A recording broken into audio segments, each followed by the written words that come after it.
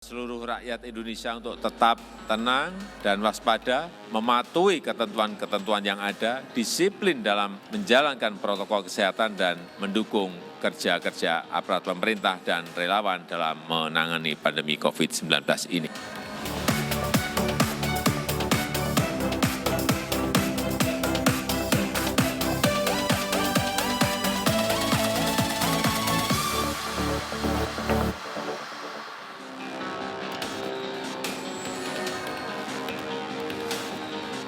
Rekor demi rekor kasus baru COVID-19 di Indonesia terus tercipta sehari-harinya.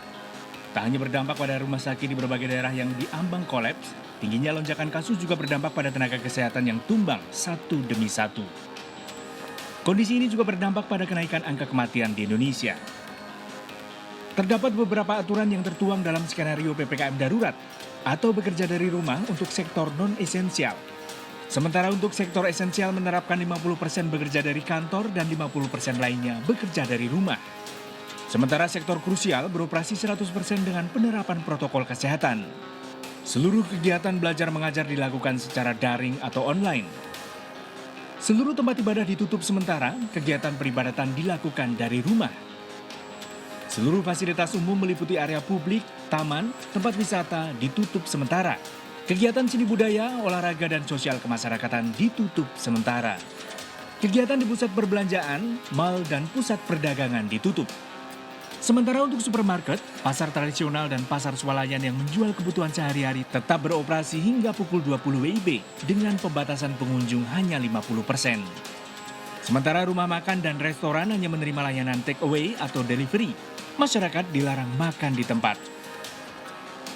Seluruh lapisan warga diminta disiplin menerapkan protokol kesehatan lantaran aturan demi aturan yang dibuat pemerintah tidak akan membuahkan hasil jika warga masih saja abai dan tidak disiplin menerapkan protokol kesehatan.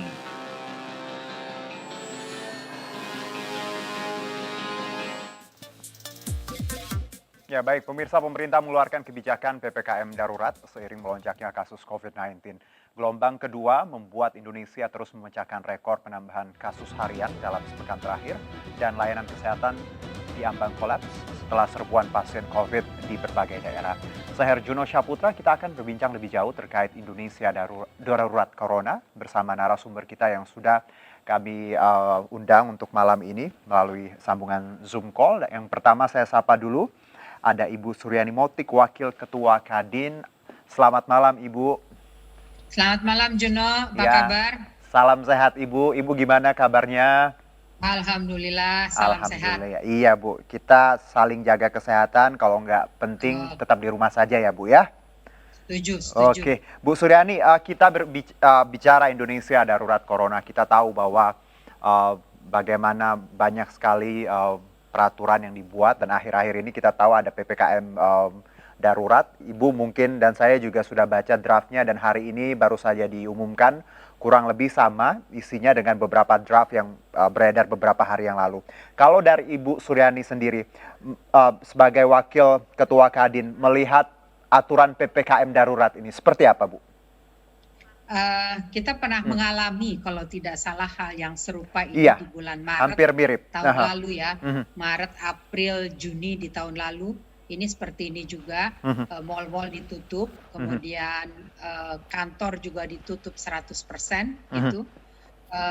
Saya kira kita bisa memahami karena memang yang paling penting adalah kesehatan. Ya. Jadi kalau kita mau bicara soal recovery ekonomi, perbaikan ekonomi, kesehatannya dulu yang harus diperbaiki. Jadi kalau ekonomi kita bisa perbaiki, tapi kalau nyawa orang sudah hilang kan nggak mungkin diperbaiki. Kita bisa pahami. Namun balik lagi, agar bisnis bisa tetap berkelanjutan, gitu. Mungkin itu nanti yang kita perlu bantuan dari pemerintah melalui stimulus. Baik, kalau Ibu melihat aturannya ya Bu ya, yang kita dapat juga bahwa ada faktor esensial, ada kritikal, ada non-esensial yang semuanya ada pembatasannya masing-masing. Menurut Ibu sendiri, jabaran itu apakah sudah tepat atau seperti apa? Artinya begini, kita paham ya, ada faktor esensial, misalnya kebutuhan harian, makanan dan minuman, kemudian toko-toko yang menjual atau pasar yang menjual kebutuhan keseharian itu kan boleh atau diperkenankan sampai jam 8. Karena kalau tidak itu agak sulit juga gitu. Itu berisiko. Kemudian kafe atau restoran itu take away gitu. Karena memang kan persoalannya kalau buka masker, makan di dalam, ngobrol di situ tempat penyebarannya, gitu kan. Jadi itu juga kita bisa pahami gitu. Tapi misalnya faktor yang esensial juga, misalnya untuk produk-produk yang ekspor, produk-produk ekspor, barang-barang kan masih diperkenankan 50% ya, artinya mereka bekerja.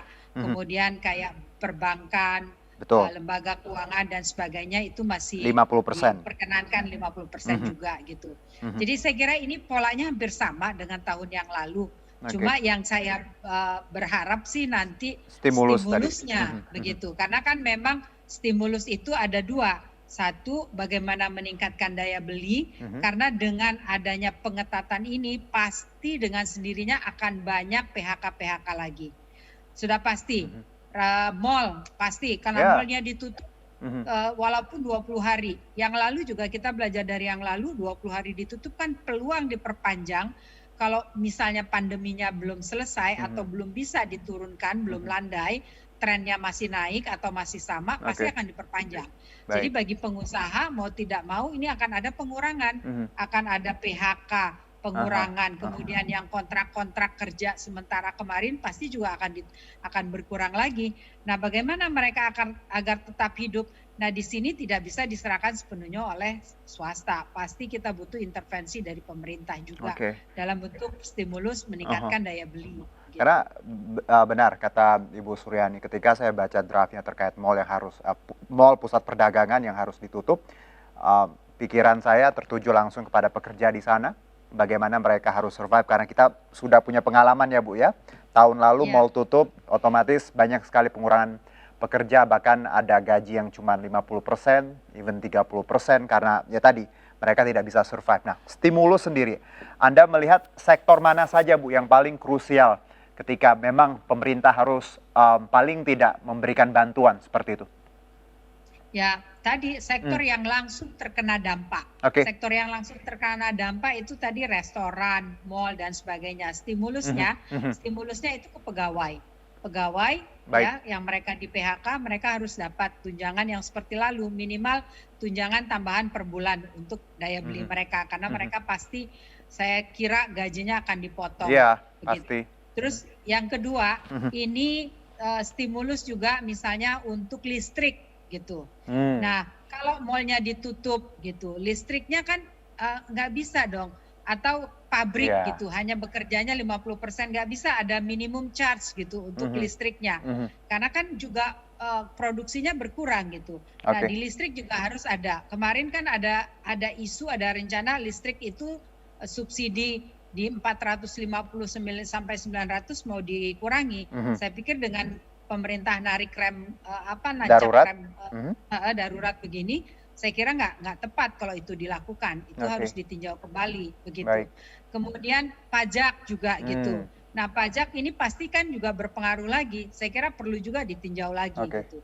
Jadi memang stimulus harus langsung kepada pengusahanya yang kena ataupun si pekerja yang kena dampaknya. Jadi kalau tadi dari obrolan kita bahwa stimulus kalau tadi untuk pekerja dan orang yang langsung terdampak memungkinkan untuk kita menyelamatkan keadaan ya Bu ya, dengan walaupun rem darurat ini ditarik, tapi kalau tadi ada bantuan seperti itu, baik itu tadi listrik, pajak, ya tadi gaji kasarnya, berarti kita mungkin akan bisa sedikit membantu seperti itu Bu Suryani. Yang sudah begitu. Jadi paling tidak kita hari ini kita kencangkan ikat pinggang, tapi kita tidak sampai tutup. Kita tunggu misalnya sebulan, 2 bulan, 3 bulan gitu.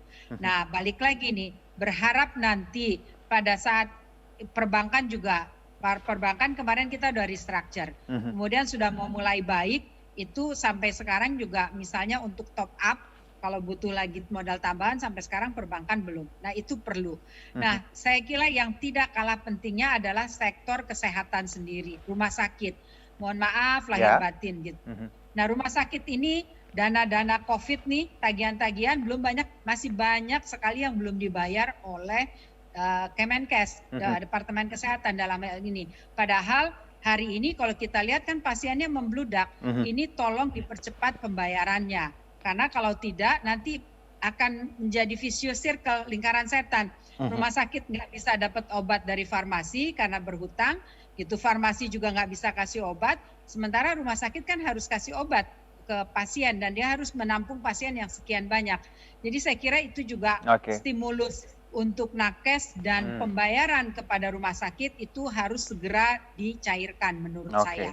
Ini poin-poin yang Ibu Suryani Motik sebutkan ini sangat esensial ya. Saya lihat bagaimana dari sudut pandang ekonomi, kalaupun memang rem darurat ini memang sudah ditarik tadi, diumumkan tadi siang, tapi harus ada item-item yang tadi disebutkan ya Bu. Paling tidak itu yang bisa dilaksanakan, karena kalau hanya sifatnya PPKM mikro atau kedarurat, tapi tanpa ada bantuan dari pemerintah, tindakan tadi untuk saudara-saudara yang kita terdampak, ya lagi-lagi kita sama saja bunuh diri ya Bu ya dengan kondisi seperti itu ya. Betul. Oke. Nanti kita selamat dari COVID tapi tidak selamat dari kelaparan. Ya, baik Bu Suryani Motik, terima kasih atas waktunya walaupun singkat, cukup banyak yang bisa kita gali. Semoga peraturan PPKM darurat ini hanya berlangsung 2 minggu atau 20 hari ya Bu ya.